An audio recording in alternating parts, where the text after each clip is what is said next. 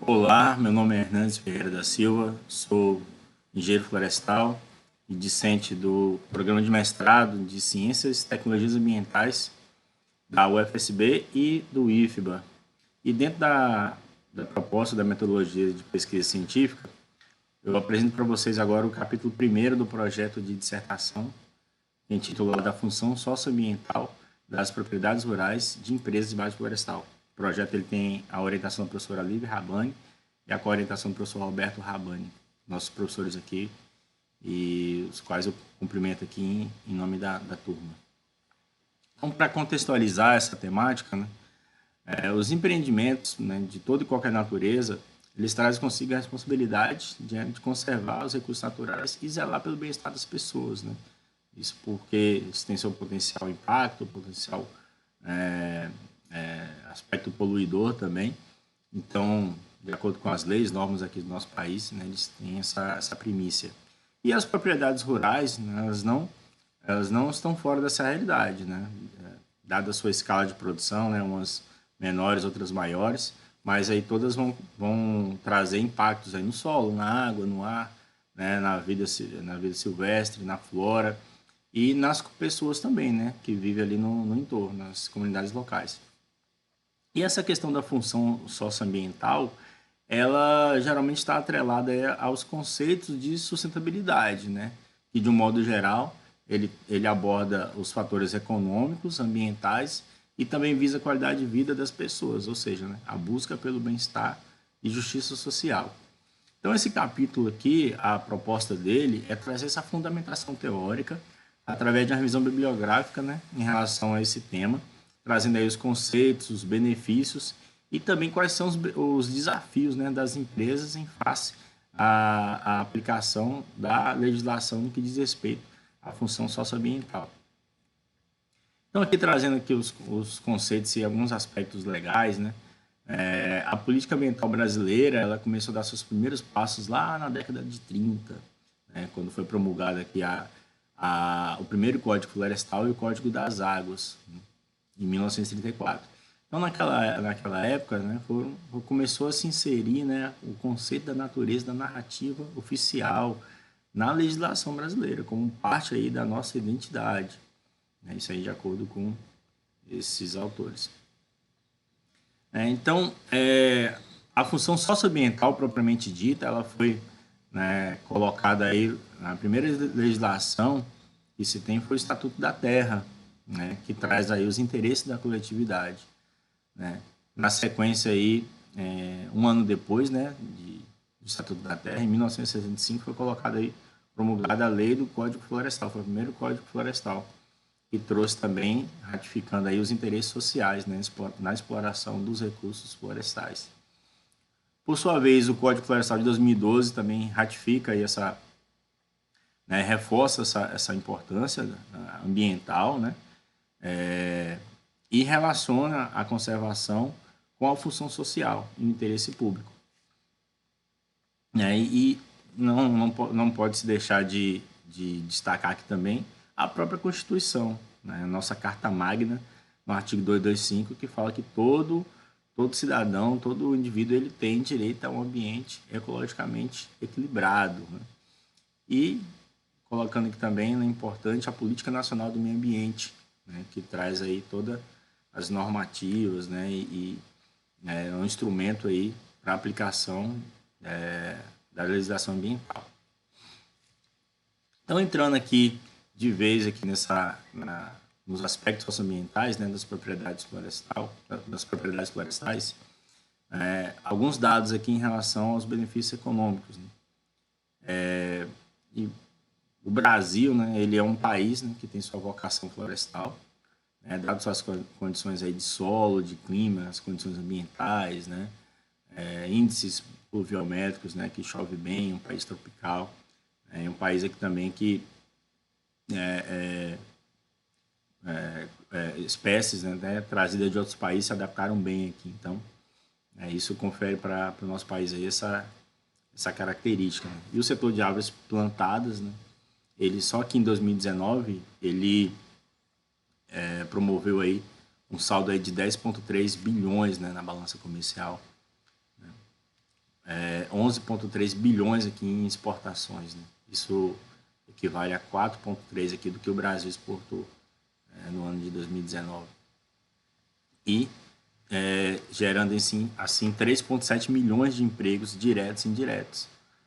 E de impostos aqui, o Brasil ele pôde contar aqui com o setor florestal em 0,9% da arrecadação nacional.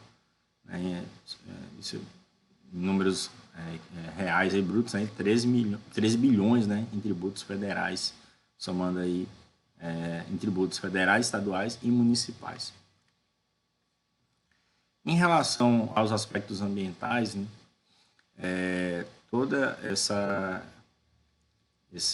o setor florestal, esses plantios aí, eles 9 milhões de hectares de florestas comerciais, em espécies aí como eucalipto, pinos e teca, são as principais aí plantadas. Elas absorvem 1,88 bilhão de toneladas de CO2 equivalente, aí, contribuindo aí com o controle aí das mudanças climáticas, né? Em 2019, o setor ele preservou 5,9 milhões de hectares, né, de mata nativa na forma aí de áreas de preservação permanente, são as APPs, né, reserva legal, e também as iniciativas das empresas quando fazem, né, as RPPNs, as reservas particulares do patrimônio natural. E tudo isso aqui confere ao setor o status de ter 0,7 hectares de área preservada para cada hectare de plantio comercial. Isso é bastante importante aí para a conservação. Em relação aos aspectos sociais, né, os programas aí de socioambientais, né, as empresas fizeram um aporte de 828 milhões, né, em programas socioambientais, né, beneficiando aí 6,9 milhões de pessoas distribuídos em 1.000 municípios pelo país, né? Então, esses programas aqui, eles estavam focados em saúde, educação, cultura e qualidade de vida. E quem é que mede, né? Quem é que faz acompanha, né? Um instrumento importante é a certificação, né? A certificação trazida aqui por Mair, né? Esse autor aqui. Ele traz aqui que é um procedimento voluntário que atesta um produto, processo ou serviço, né, atendendo aí a normas e regras estabelecidas por um organismo, que no caso é o certificador, que não tem relação comercial, que independente da relação comercial com a empresa que está sendo certificada, né? Então, a certificação tem suas próprias normas e regras aí que ela vai fazer, vai submeter a empresa às auditorias, né, para conferir se ela se enquadra ali. Então, a certificação florestal, especificamente no Brasil, ela se iniciou com o intuito de proteger a vegetação natural, as florestas naturais, né, contra o avanço do desmatamento, né? E hoje ela está mais ligada às questões comerciais mesmo, ao acesso a mercados, principalmente mercado externo. No setor florestal, né, as empresas, né, de papel e celulose são as que mais estão envolvidas com esse processo aqui de certificação. E no Brasil, os dois principais selos aqui de certificação florestal é o FSC, é uma sigla internacional chamada Forest Stewardship Council, que é o Conselho, né, de Manejo Florestal em português. O FSC, ele certificou a primeira floresta aqui no Brasil em 1995, então já é um selo bem estabelecido, né, e reconhecido também.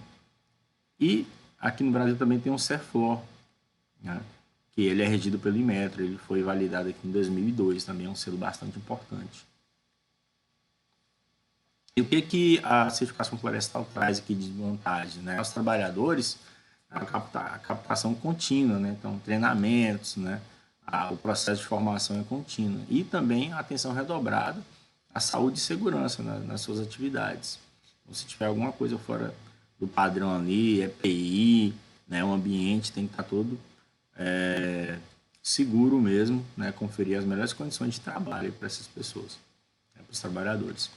A certificação também ela garante a otimização dos processos internos das empresas e também o relacionamento com as comunidades, né? Então, a certificação ela vai visitar as comunidades, fazer entrevista, né? Questionar as pessoas mesmo, se a atuação das empresas ali, como que a atuação das empresas impacta, né, a vida delas, né? Tanto a parte positiva quanto a parte negativa. E na parte negativa, o que as empresas estão fazendo para que isso seja mitigado. A certificação também ela garante o melhor planejamento da construção de estradas, né? E isso também confere, né, um benefício para os moradores locais, né? O acesso a estradas de melhor qualidade e menor uso de agrotóxicos também, que vai beneficiar tanto os trabalhadores e também, mais uma vez, as comunidades locais. A certificação também ela vai aqui trazer a garantia de que o combate a atividades ilegais está sendo realizado, como desmatamento, mineração, né, ilegal e também queimadas, tudo aquilo que vai, né, trazer prejuízo aí na ordem ambiental e social. E quais são os desafios que as empresas enfrentam aí para que essa função socioambiental seja cumprida, né, ou buscada aí na prática, né? Então, eu coloquei aqui listei algumas questões, né? Alguns desafios, né? O desmatamento legal, a caça de animais silvestres, os incêndios florestais, os conflitos com comunidades locais e a criação clandestina de gado. Então, vamos ver aqui um pouco aqui de cada tópico desse no detalhe. O desmatamento legal é uma realidade no Brasil, né? De norte a sul, em todos os biomas, todas as regiões. Aqui o levantamento da USS Mata Atlântica, ele mostra que o nosso bioma aqui Mata Atlântica ele possui apenas 12,5% da sua cobertura original, né, num histórico aí triste de desmatamento. O Cerrado, né, no primeiro trimestre desse ano, ele subiu para 35% aí o desmatamento. Os Pampas aí nos últimos 37 anos perderam 3,4 milhões de hectares. Então, eu coloquei esses 3 biomas aqui, que são biomas onde estão presentes, né, empresas e organizações florestais reconhecidas, né, as grandes corporações, e que esse desmatamento também ele chega até as suas áreas, as áreas próprias das empresas, né, as áreas naturais, né, que são preservadas, as reservas, as RPPNs, né, e as APPs também. Então aqui mostrando aqui um levantamento da SOS Mata Atlântica, do MAP Biomas, colocando aqui o quanto que cada bioma perdeu, né, nesses últimos aí 35 anos de estudo, né, entre 85 e 2022. Então aqui destacando que a Mata Atlântica 6,9%, né, a Amazônia 11,5%, Cerrado aqui 20,9%. E esses problemas, né, geralmente estão um atrelado ao outro, né? A caça de animais silvestres, por exemplo, é um crime ambiental que é potencializado pela fragmentação de áreas, que facilita o acesso, né, dos caçadores, né? Então, áreas menores vão ter maior densidade, né, de população de animais silvestres, e tudo isso acaba sendo um atrativo, né, infelizmente. Né? Autores aqui, Almeida e Almeida, trazem, né, que a conservação da fauna silvestre em áreas florestadas é reconhecida como de vital importância para a manutenção, com certeza, né? Os animais eles têm aí a capacidade, né, de promover a dispersão de sementes, né? A própria contribuição com decomposição de matéria orgânica, para a contribuição com a fertilidade do solo, né? Todo esse equilíbrio aí ele está ligado aí com a fauna silvestre, tem esse papel aí fundamental. Então, a Sociedade de Investigações Florestais de 2009, que no trabalho aqui de Medeiros e outros colaboradores, realizaram um estudo com 42 empresas florestais, né, aqui no Brasil, 8 estão situadas aqui na Bahia, e esse estudo demonstrou que 78% dessas empresas já registraram pelo menos uma vez a presença de caçadores em suas áreas, né? Então você vê que é um problema que afeta aí grande parte das empresas, né? E isso que 78% conseguiram registrar, né? As outras, né? Pode ter caçadores também, mas que não foi ainda registrado, que eles também têm suas estratégias, né? De, sabe, a praticar esses crimes. Os incêndios florestais também são uma realidade. Aqui, o levantamento do mapa de biomas mostrou aqui que o Brasil, nesse estudo que eles fizeram de 35 anos, né, que o Brasil queimou suas áreas naturais aqui, uma porção aqui equivalente ao somatório dos países aqui da Colômbia e do Chile juntos. Que é muita coisa. E aqui a Embrapa traz aqui que as pessoas colocam fogo, né, para diversos fins, né? Queimadas para renovar a pastagem, queimar lixos também, né? Que tá ligado também a outro desvio ambiental, que é o descarte inadequado de lixo, né? De resíduos sólidos, entre outros aspectos também aqui. Isso também chega até as empresas, né? O fogo ele não tem fronteiras, né? Ele não respeita fronteiras de propriedades, né? Ele vai consumindo tudo. Muitas vezes existe também fogo criminoso, né? Intencional, por vingança, né? Algum tipo de furto de madeira também, seja nativa, até a própria madeira plantada. Então tem esses problemas também que são enfrentados pelas empresas. O próprio relacionamento com as comunidades vizinhas, ele se mostra um desafio também, né? Porque dentro dos pesquisadores e estudiosos da ciência florestal, há o consenso dos benefícios sociais, econômicos, né, ambientais, mas também há consciência de que existem os impactos, né? Também impactos a acontecer. E alguns autores, né, eles colocam aqui que o setor florestal é criticado aqui pelo seu modelo econômico, e tem sido alvo aí de críticas aí por grupos sociais organizados, MLT, MST, entre outros. Então, aqui como sugestão, Oliveira aqui traz que as demandas sociais devem ser dialogadas mesmo com as comunidades, né, e as empresas, e coloca o poder público como um agente intermediador aí desse diálogo, né, a busca desses avanços.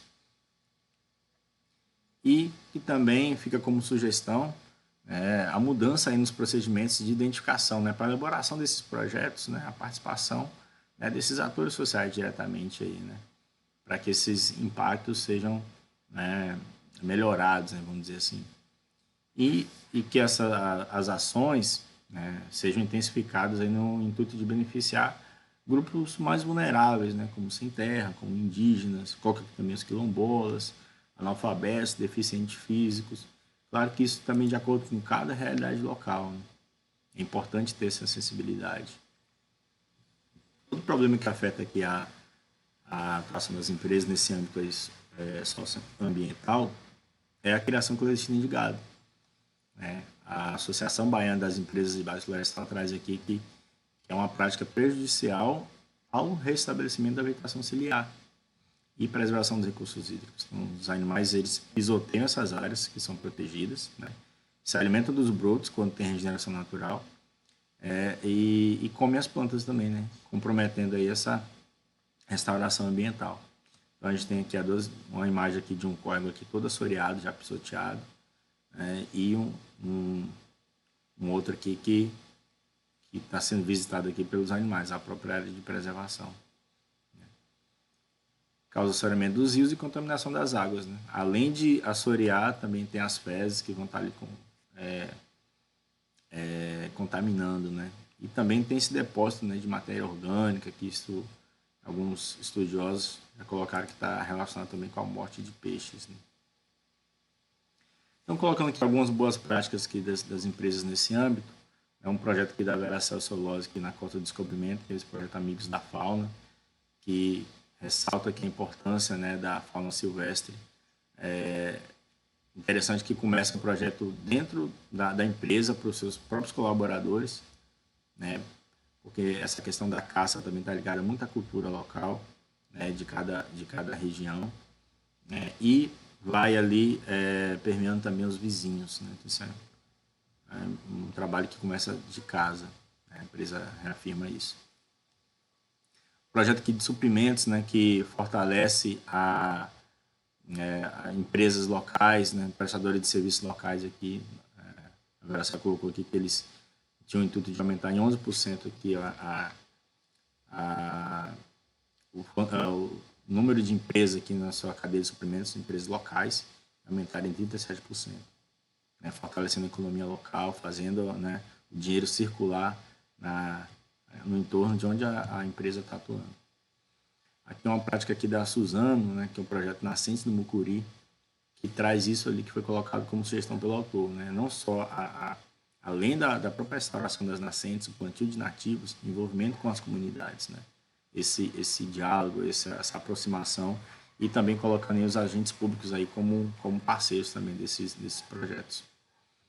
Aqui o diálogo florestal a nível nacional e o Fórum Florestal da Bahia, que é o pioneiro nesse diálogo, né? O primeiro fórum do Brasil, né? Um espaço onde as empresas elas trazem todos os atores sociais, um espaço democrático onde todas as pessoas podem participar e levar suas demandas, suas questões, suas propostas, né? Isso é muito importante.